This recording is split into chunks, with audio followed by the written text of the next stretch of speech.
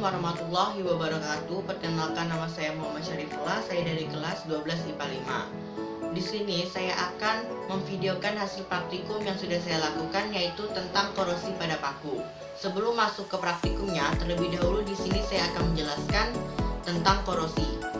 Korosi adalah kerusakan atau degradasi logam akibat dari reaksi redoks antara suatu logam dengan berbagai zat di lingkungannya yang menghasilkan senyawa-senyawa yang tidak dikehendaki. Dalam bahasa sehari-hari, korosi disebut juga dengan perkaratan. Karat disebut sebagai autokatalis karena karat yang terjadi pada logam akan mempercepat proses pengaratan berikutnya. Contoh korosi yang paling lazim adalah perkaratan besi.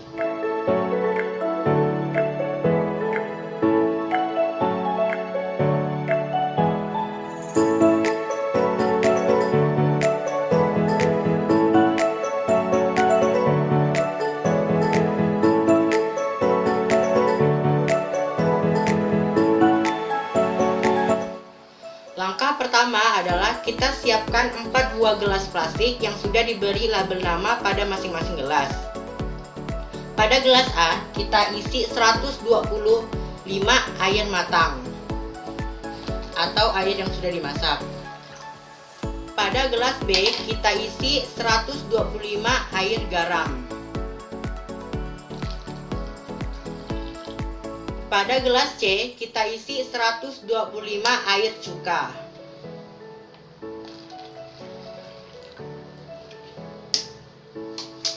Pada gelas D, kita isi 125 air mentah.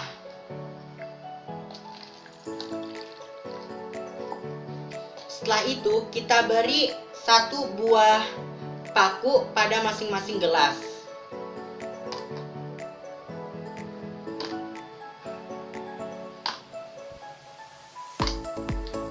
Langkah selanjutnya adalah kita tutup gelas plastik tersebut menggunakan plastik. Lalu kita ikat menggunakan gelang karet atau karet gelang.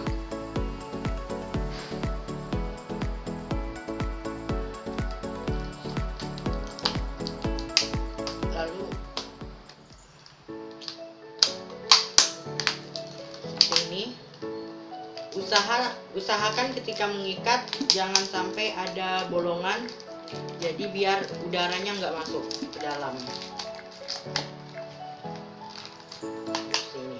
Setelah keempat gelas ini ditutup dengan plastik, maka langkah selanjutnya adalah kita akan melihat perubahan perkaratan atau korosi pada keempat paku ini selama 3 hari.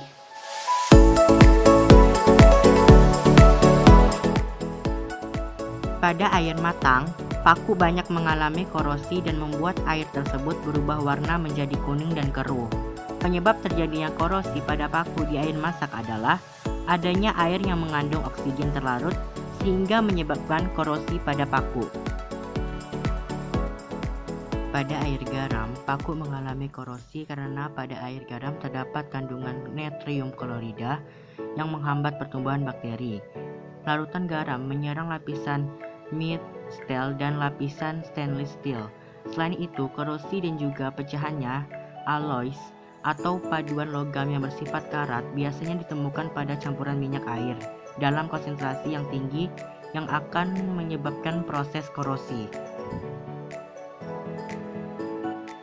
Pada air cuka, paku tidak mengalami perkaratan atau korosi, tetapi hanya melapuk. Karena air cuka mengandung larutan asam lemah yang bersifat pelapukan pada besi.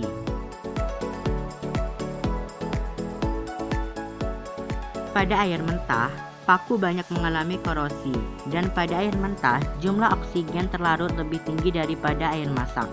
Karena semakin tinggi suhu air, maka semakin rendah oksigen terlarut, sehingga paku pada air mentah lebih cepat mengalami korosi akibat banyaknya oksigen terlarut.